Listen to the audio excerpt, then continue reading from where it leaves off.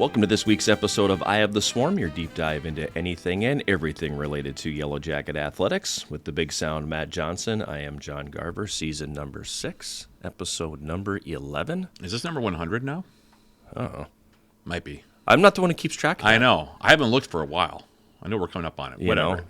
If it isn't, then I'll just say if it is, yay us. Yay us. If not, coming soon. Coming soon. Yeah, it's coming very soon. Yes, I don't know. Yeah. I think I tallied them up finally during the summer. Mm-hmm. But that was during the summer. Right. Before we were busy. That's when I had time to do things like that. Yep. And, I think we were upper 80s when I looked last. Okay. Heading into this year. So we're probably, if this isn't it, we're probably very close. We're very close to it. Anyway. Welcome back. Welcome back. Yeah, it's been a couple weeks. A lot has happened. Yes. A lot is going to happen. Mm-hmm. Between this and the next one. Yeah. Holy moly. But we're coming, to the end of the winter season here, and just about everybody is fighting for either a conference title or at the very least a playoff position. Yep. So right now it's, there's a lot of jumbled standings right now, especially on the basketball side. Yep. That seems to change every day. Yeah. It's crazy. Especially on the men's side. Yep. You got 5, even 6 teams vying for 4 spots, and the leaderboard, as they say, is changing, seeming like minute to minute. Right. So you've got 3 teams right now. Yeah. That locked into that. Yeah, locked in. And Yellowjackets are one of them. At 8-3 in the league, 11-11 now. They've won a couple in a row. 3 in a row, I think. 3 in a row, yeah. Yeah. Yeah, they've played some good ball here. Beat Northland last night, as we record this, of course, as usual on a Thursday. And a really good win against Northwestern. And then struggled a bit against Martin Luther, admittedly. Right. Going to overtime, it was a little bit like, I'm not quite sure with how this is going to pan out, but they played really well in the overtime and got the job done. The women had a tough loss against Northwestern at home, but rebounded well with a win against Martin Luther. That was a tough one too, because that was the circumstances. That was 15-point lead going into the fourth quarter, and it just evaporated. I think they thought they had the game won after 3, and they just quit playing in that fourth quarter. Yep. Because they had played really well up until then. I mean, they had dominated the game up until that point. And give Northwestern credit. I mean, they came out and they punched back hard. They made the shots. Yeah, they made the shots. They came out, changed up their defense, pushed up full court, and we didn't handle it at all, really. And they came all the way back and beat us. But the women definitely stepped up in a big way against Martin Luther. That Martin Luther team is good on Saturday. And then at Northland last night, everybody got a chance to get in the game and got another win. And now the women, because Northwestern lost another game to Bethany Lutheran, who the Yellowjackets will be playing on Saturday of this week, is all alone in first place again. Yeah. So 1 game up on both Northwestern and Bethany. Yep, exactly. So that game coming up on Saturday is a really big one. For both. For both. For both. Yeah. The Yellowjackets win that one, they are firmly in the driver's seat. If Bethany Lutheran wins it, then it's all bets are off and the tiebreakers start to come in. Right. But either way, both the men and the women are locked or not locked in, but they're definitely in position to be in the UMAC tournament again. Men's hockey is rolling right along. Yep. What's the unbeaten streak now? 15. 14-0-1 in the last 15. That's a crazy streak. It is. And some of those games have been pretty nutty. Yeah. The Friday night against Stout was not a thing of beauty. No. I watched the first 2. That was the only game this year I've watched online from start to finish. In the first 2 periods, I thought, this is not the same team I've been watching all year. No, it was. And then in the third period, 20-plus shots and got to overtime, and Justin Dauphiné with another game winner. Yep. But the first 2 periods, I was kind of like, I wonder if John had hair, it'd probably be falling out right about now. And I knew Rich would be unhappy. But they did turn it up a gear in the third period. They did. I guess better late than never. But and then came out, I know, on Saturday and played much better. They had a good game Saturday. Yeah. So Friday was the biggest clunker of the year. Without a doubt, in a season with few clunkers. Yeah.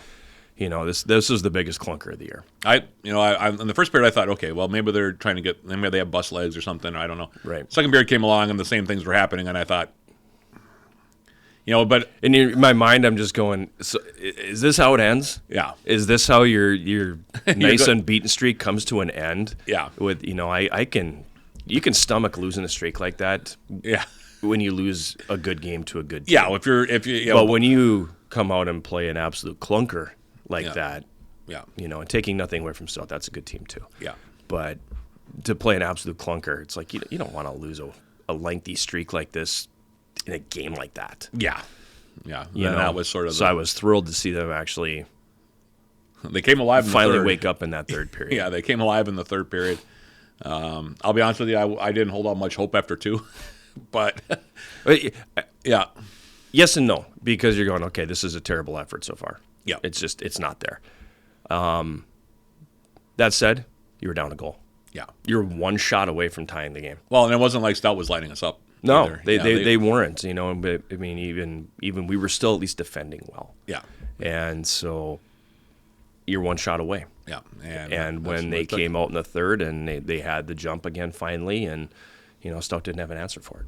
Yeah. And fortunately, yeah, the puck luck came their way. Yeah. And you can't go on a run like this without puck luck. Yeah. And they've had some luck in there. I mean, 4 overtime wins are part of this streak. Right. Yeah. There's a number of 1-goal games in there, so this is, there's a little bit of luck involved. But that's pretty too. typical of the WIAC too. You're not going to have a lot of blowouts. No. Yeah. No. And then that, there's a lot of 1-goal games in this league. Mm-hmm.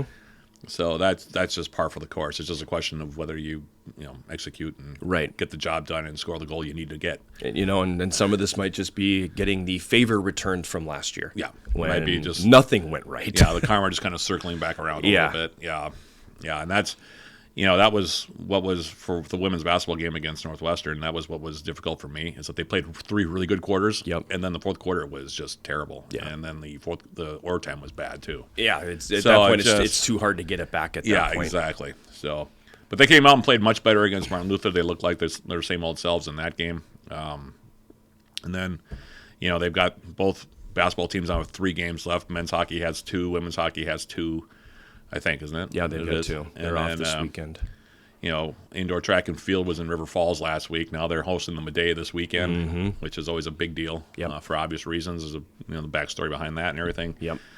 But women's tennis is another team I want to talk about. Rolling. They are rolling right along. I mean, they were picked second in the UMAC, but this looks like a pretty darn good squad. They're just going out and winning. Yeah, and they're pacing some people along the way while doing it.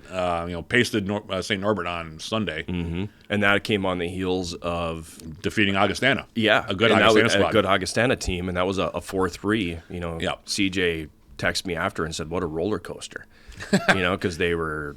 They lost the doubles point. They lost the doubles point, then they got up, and then they were back down, and then went back and forth.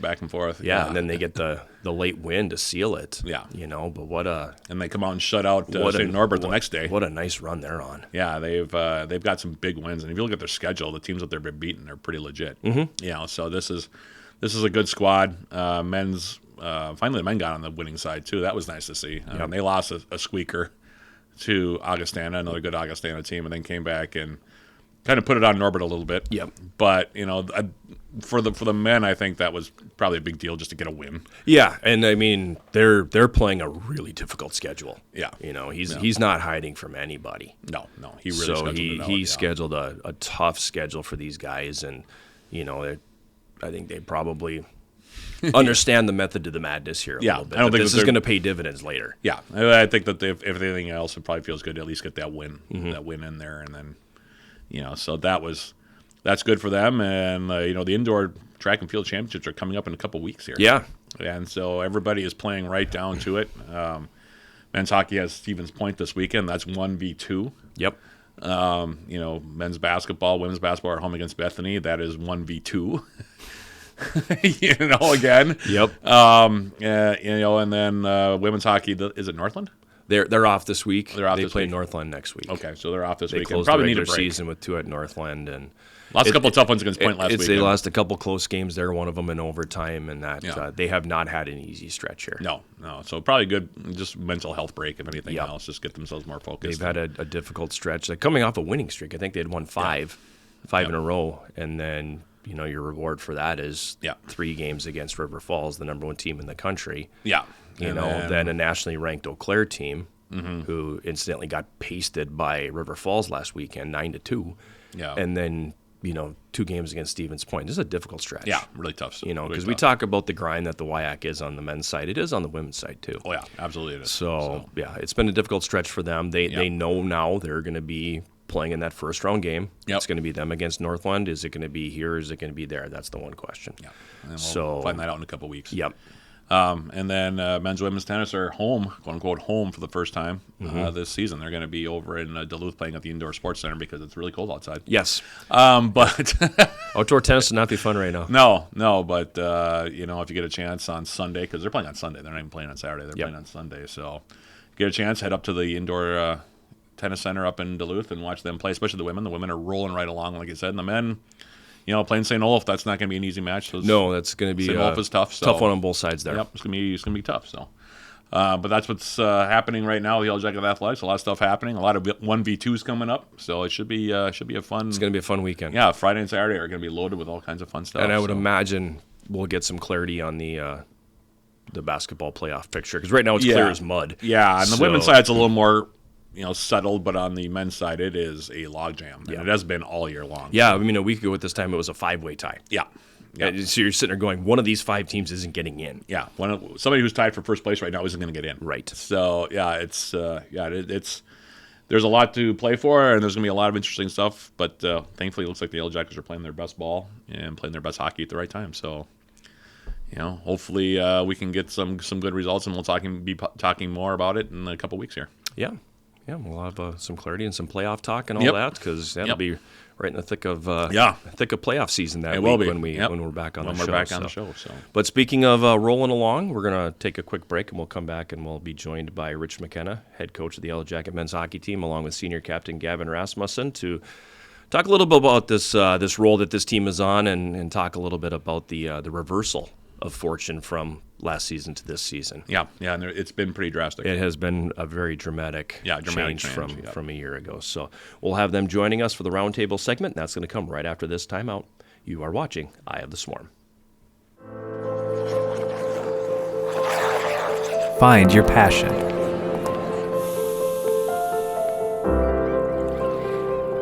Find your people.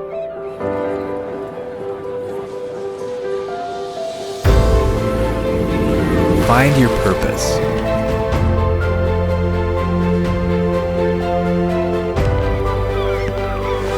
Find your superior. We're back on the roundtable segment of this week's Eye of the Swarm, and it's time for us to talk a little bit of hockey with the head coach of the Yellowjacket men's hockey team, Rich McKenna, and senior captain Gavin Rasmussen. Guys, thanks for coming over. And where do you start? You guys got some stuff cooking right now. Yeah, it's been a fun year. We had a long, pretty spirited preseason camp and all that stuff, and we've been able to string it together a little bit. We had we were kind of on and off in the first couple of games, and then we were able to kind of dial it in, get back to the details, and we've been on a nice little run here. And I think the biggest difference is the leadership we have this year has been. I've always talked about Anton Svensson, and we'll talk about this group now too. Define spirited. What is a spirit? Not him. You define spirited. When he says a spirited camp, what does that mean? Well, I think for us, we all just have a big image and an end goal of what we want, and I think as a group, not only just our leadership group, but the whole team, we all see it. We see our potential. So when he says spirited, I just think in the end goal, our end picture, we're all on the same page to get to where we want to get. Whereas in years past, we might not have fully all been committed to being there. So I think it's just the mindset of this group is a little different than it has been in the past. Why do you think that is? I couldn't tell you. Maybe it starts with us. The training camp at the beginning of the year, we completely switched everything compared to years past. Made cuts for the first time in my time here, and just everything leading into it. You had to buy in if you wanted to be a part of this group, and starting from the beginning. And I think it's made a big impact leading into now. Well, I remember opening meeting, and you were very blunt about things are going to be a little bit different this year, and you immediately started with no passengers, and everybody's kind of on notice, and guys took notice of that. Right. I think is probably fair. Mm-hmm. Yeah, and that was a very articulated way of saying spirited. This group, we've had, 5 fights in practice? Something like that. I think our practices are harder than they've ever been. It's full tilt. We would have guys are stopping on pucks and getting into battles. They're finishing checks in practice. They're it's been there's been a lot of differences this year compared to years past. Not necessarily the way we wanted to do it, but after last year of just not getting the end result, it was okay, we have to do something to shock the system here, and the culture, I wouldn't say has really changed, and I would say the mentality has changed more. The expectations, I don't think, have really changed. Just how we got there in our day-to-day operations have been more dialed in. It's just this group has just taken everything to the next level, and that's what we were looking for. And our practice habits are better than they've ever been. The knowing what to do in the moments that we need, and the confidence that the guys have had, even when before we didn't have the success, let's say we've had an overtime or something like that, there was actually true belief. Because of the way we went through preseason, and because of the way we practiced and everything else, games seemed to be a little bit less stressful, and those moments seemed less stressful for the guys, and we've ended up coming on top in a lot of those close games. We say it all the time to the guys, and they kind of take the words out of my mouth sometimes, but we're okay in a close game. We don't grip it now the way we gripped it in the past. I feel like the close game is comfortable. Not even that you're gripping it, it's comfortable. If it's a tight game late, you guys are totally okay with that. Yeah, and I think everyone, we had, how many guys stayed for summer? 10? Close to 10. Yeah, I think 10 guys stayed in the summer, stayed up here, trained. I think that set a precedent, and guys came in earlier than expected. Pretty much our entire team was here, minus a couple of freshmen, by the second week of August. And so, it just was better, I think, and we managed our time better. And the guys, I don't know, they actually had a chip on their shoulder. It wasn't talk, which is something I can't stand. Back it up. Well, I think another big thing for us too is in years past on the bench too, we always relied on you to say things, whereas now if somebody does something, either they know, or if somebody tells them or has some constructive criticism, it's not getting mad and yelling back at them. It's, okay, I see what you're saying, you're right, let's get back into this, whatever. So instead of guys just getting mad and going on their own page, we're actually connected as a group and listening to what each other have to say too, which also plays a big goal in how we've been doing. And that can be tricky. Yeah. That can be real tricky because people take that kind of stuff personal sometimes. Yeah. How has this group not been able to draw that line of, hey, don't take this personally, we're trying to accomplish a goal here? Well, we've had some meetings about it too, and John Feely's been a big reason. I think Feely's been one of the best moves I've made as a coach. No offense to Mouse, he's a really good defensive coach, and Bitsy's there for comic relief. But John Feely, one of the big things that I felt going into this year that I wanted to change, but I would see it towards the end of the year with the guys. It was always me wearing different hats. I'd have to get on them, then take the hat off and get the culture and the camaraderie back. And then I think the guys just didn't know who they were getting on what day.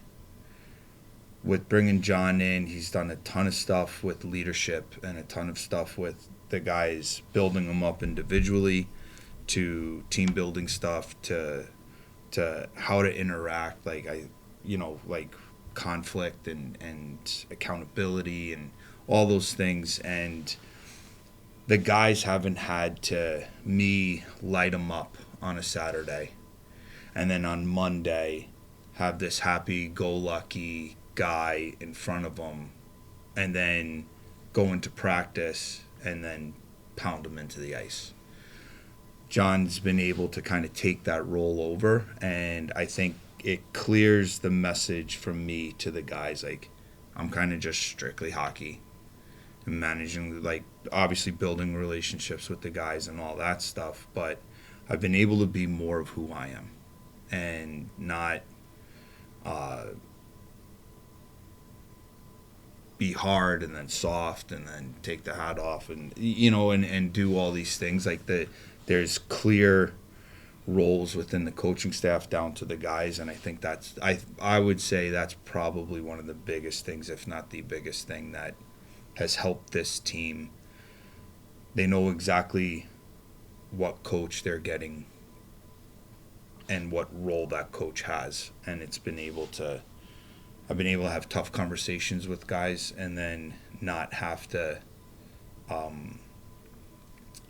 soften the blow if I thought I went too hard or whatever. Like, it's been, other guys can pick things up, and I think that's been a major change on our staff to the guys too. I think that goes back to assistant coaches do make a huge difference. Hear a lot about it in a sport like football. When you got that many guys, you've got position coaches that are, and then you got coordinators and all that kind of stuff. But hockey kind of the same way, that your forwards, your D-men, and your goalies. And then you've got the head coach who sets up lines and combinations and, establishes X's and O's a little bit.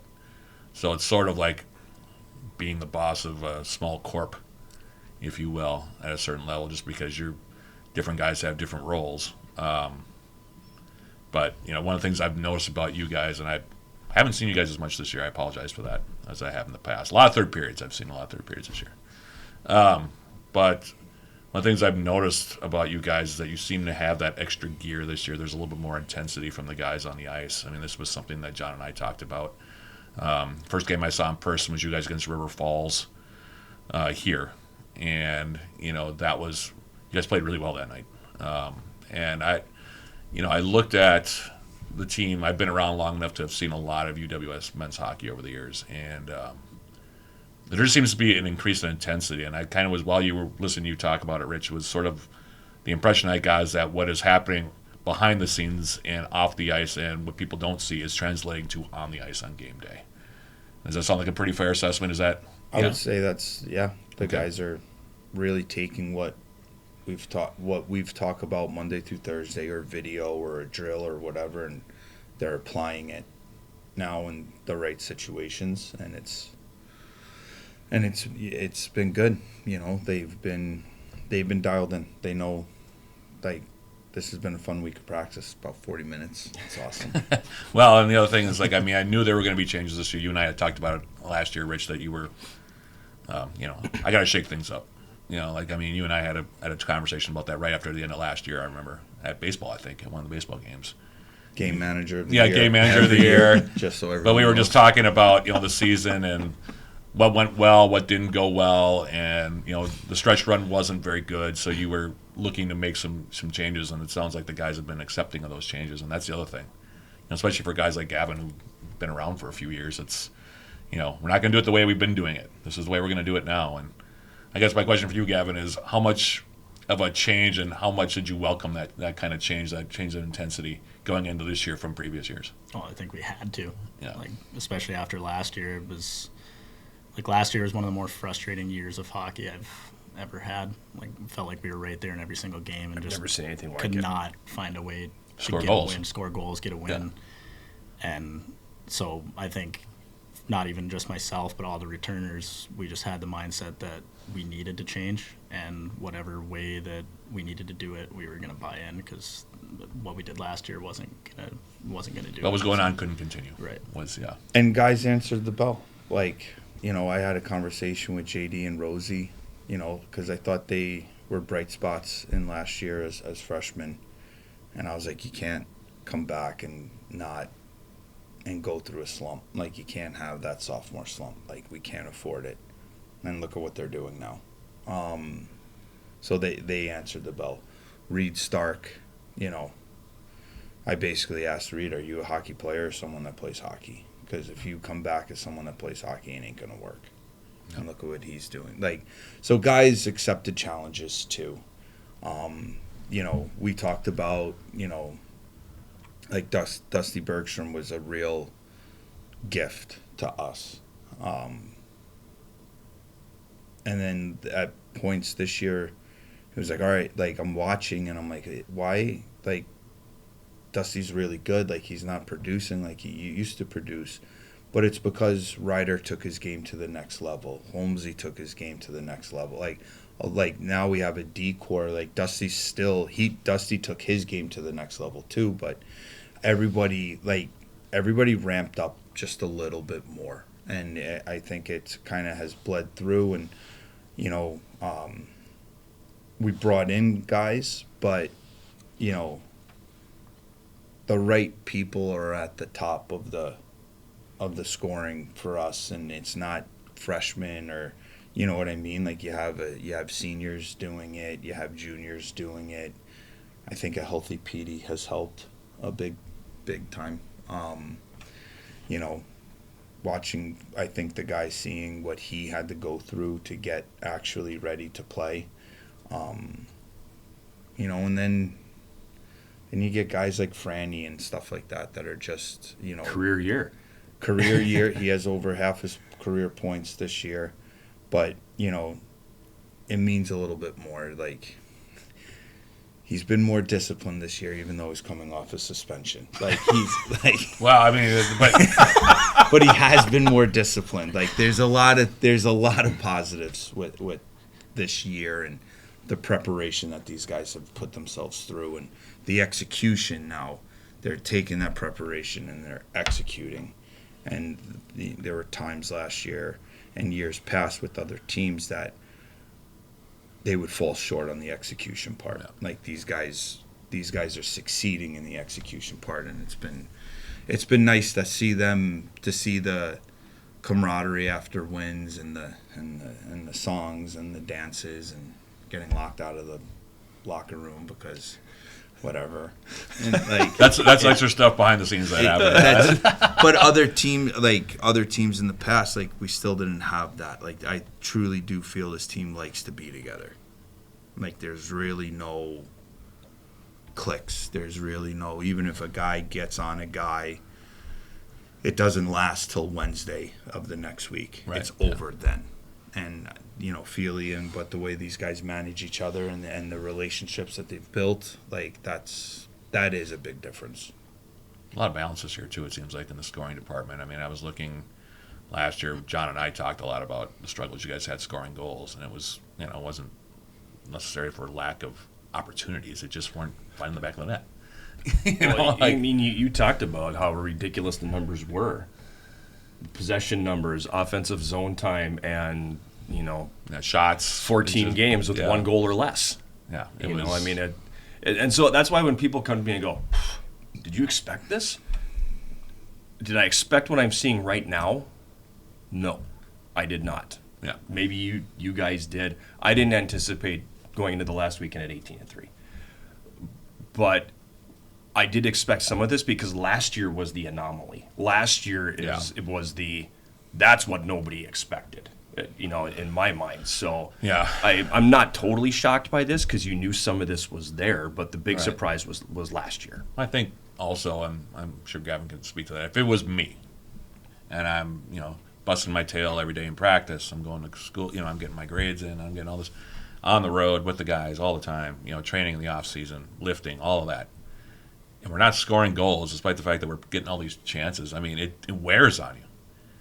Yeah. It wears on you mentally. It's just like, it wears on you. You give up a goal and you're like, oh, Yeah, exactly. We can't score, so yeah, exactly. Now we're going to have to work at least twice as hard just to even get a goal back. And that's and you could see that Right. in you guys last year. yeah. I mean, the goal you'd fall behind goes in. 1-0, and you could immediately see the frustration and the wind kind of get sucked out of you guys a little Right. bit. And we had good goaltending last year. Like, we didn't really give up a ton of goals. We just it really was frustrating. But and again, it's not really the way I wanted to go about it. Guys that we had to let go, like, believe it or not, it probably. I don't want to say it hurt me more than it hurt them, but like it was just that's not the vision that I had, and there's ways to go about it. Like, I don't like to over recruit. I like to just have my team, and so like we did do some things that I don't want to make a habit of, but we have a bigger roster this year, like. But guys, there was a switch.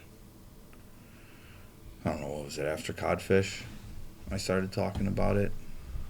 There was a switch where in the beginning of the year, guys are jockeying for position, right? So we get through our training camp, and then we get into, okay, like, this is the team.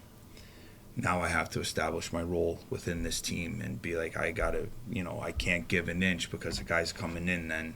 And, like, we would make some, there were games where we turned out 5 or 6 guys, new guys in and all that stuff. So once we got through that part and guys understanding that I'm not going to banish you. You'll get it. It might not be as fast as you want it to be, but you're going to get another chance and all that stuff. Once guys understood that, and then, we started winning a little bit and starting to string together some weekends and all of that stuff. The mentality was like, it doesn't matter. Let's just win. Whoever's in is in. Whoever's not, work harder. You will get another chance. It'll come at some point. Be ready. Be dialed. Let's just win. And I think when that really happened, that changed a lot of stuff for the guys. Like, practices were spirited, competitive, all that stuff, but like it wasn't maybe as drastic. And I think guys started to not fall in line, but continually push for each other, be happy for each other when that other guy had success. And it became about the 3 points and nothing else. And that's when I felt like, okay, like we might have something here.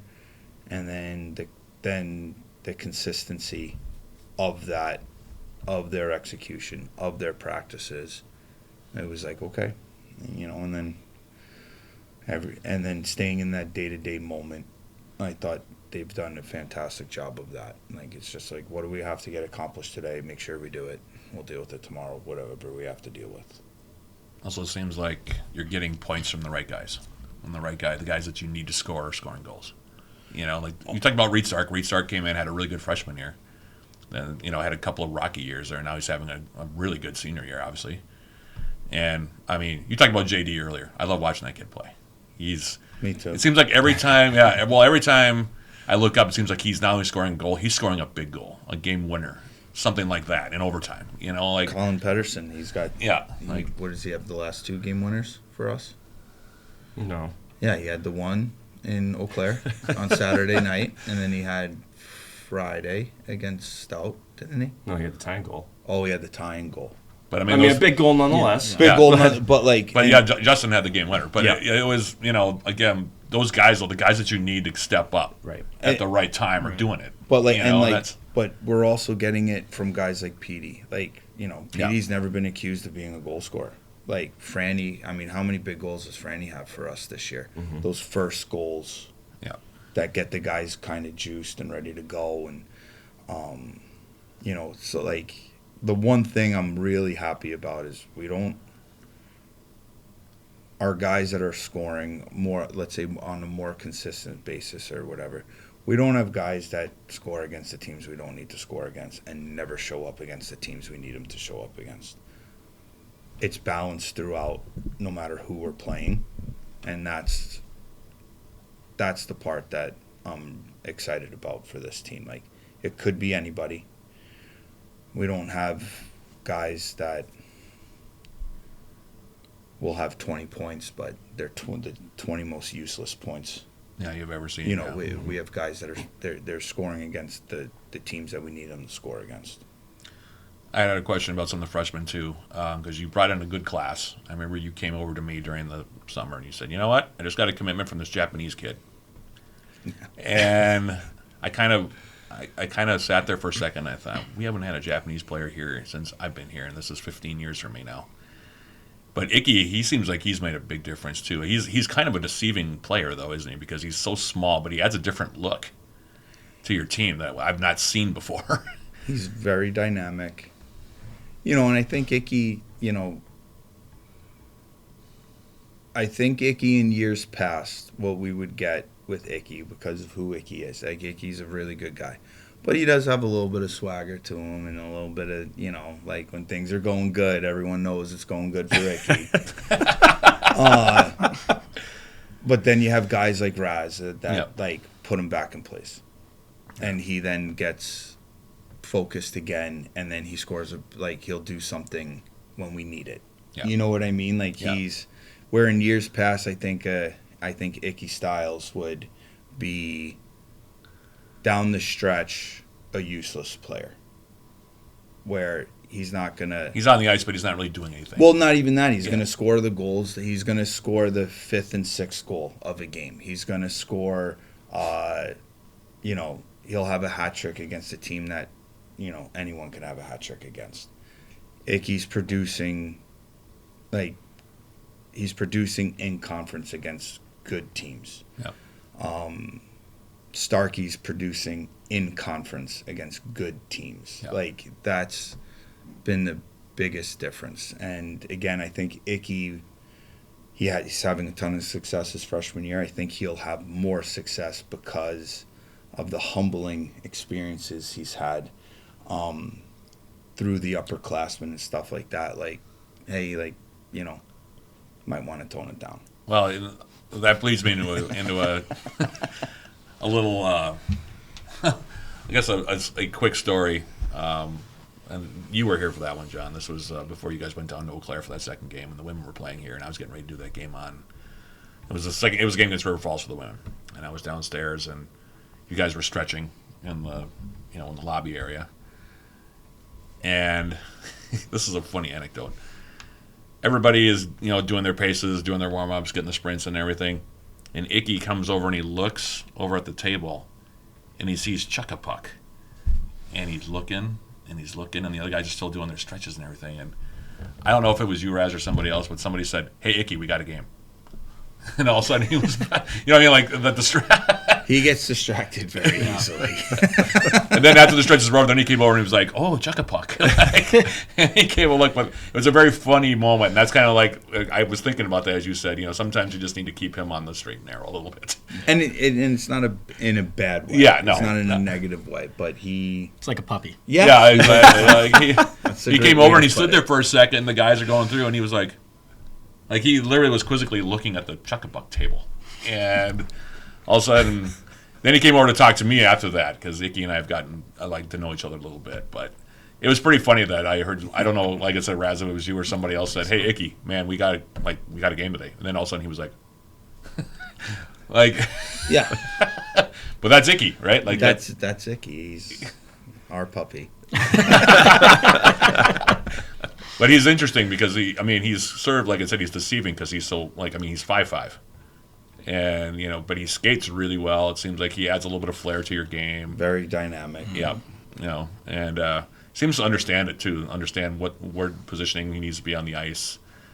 Because he's kind of a playmaking kind of guy, John. You've seen a lot of him. He seems like he's more of a playmaking guy, but seems to be able to find the guys in the right spots. And well, that and, he, it's, again, we value defending and all that stuff. And you would see guys like Raz, Ish, Petey, Franny, and Franny and Petey do a lot for him too, right? They make a ton of room. Yep. if he does make a mistake, like, you have two of the most responsible guys probably in the WIAC cleaning it up, right? But Icky has also, he has this drive to be good. Like, he wants to be good. He does not want to be a passenger. Yep. He's, as much as, like, we do video one-on-one together, like, we'll talk about offensive stuff, but he's more focused on, like, making sure he's in the right spots in the D zone. He's holding ice in the D zone. He's winning battles to get pucks out in the D zone. Like, that was a part that I think maybe in the beginning of the year he didn't, like, well, he definitely didn't understand D zone, but it became the team and what we value did become a part of what he valued. And then you have guys talking to him after practices and giving him, maybe just throwing pucks up off the wall so he can go and get pucks out, where a lot of kids in the past, like, they're going around cones and trying to snipe bar down. Like, the Icky's working on chipping pucks out. And it's because guys like Raz, Ish, Petey, Franny, Rides, like, there's so many there's that will stay out there and do those things. And he is, like, I did video with him this year, and the first thing he said to me was, "See my Corsi? Highest one on the team." Like, he was more proud of that than any of the points he produced. Well, that sounds, he's coachable. Like, he wants to learn, and that's, he's not coming in with. He's driven. Yeah, for sure. And he wants to absorb knowledge. He wants to learn different parts of his game, and what is required to play at the collegiate level. So, and especially in the WIAC, Right. Yeah. Which winds up this weekend. By the time this airs, Yeah, it will be over. It'll be over, but So I can't predict the future, obviously, but it's gonna be a dandy of a matchup. this is as big as it gets. You've got number 1 versus number 2, two nationally ranked teams going at it. In the past, this moment may have been too big. 2 years ago, you can go back to 2 years ago when it was the same scenario, and the moment was too big for this group at that time. Yeah. How is it? How is it not too big this time? I think, Or how do you guys meet the moment, I guess, is a better way to ask it. well, I just, like we talked about earlier, I just think we're more comfortable in those situations than we ever have been. Like, we've been, like, Codfish Bowl, go out there, we're the first West team to play in the tournament, first West team to win the tournament. I think that's, like, kind of a mid-season, kind of the same thing for us to, like, check where we're at, check our composure, so to say. We've had big games against, every team in our conference, so to say, throughout the year. So I don't think that any of those games that we've looked at are any bigger than any game we're about to play. The big thing about our team is we focus on our games at hand and not focus on the future. So I just think that for us, it's looking at it as this is another game. We need to do everything that we need to do to, win or do our best in these games. Whereas in those years past, we might have just been so focused on it that we just fall apart, or too focused on their team instead of on us. And this year it's, we know what we need to do and focus on our things instead of worrying about too much of the little things.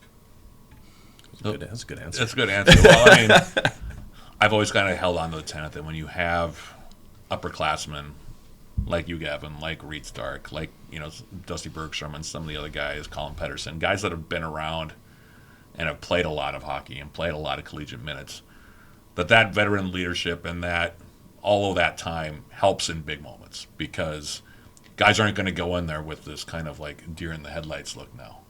They've been there, they've seen it, they've played it, seen point, seen everybody in the league. We know we can compete. We know how good we can be when we play our game. I don't know if you feel the same way, Rich, but this is where I kind of lean on that veteran leadership a little bit, or at least in my eyes. I look at it and I just say, well, we've got an upperclassman, an upper class group.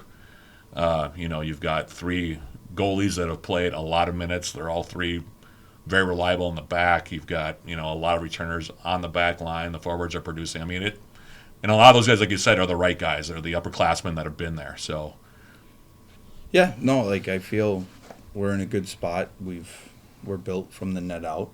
We have good team defense. We can score.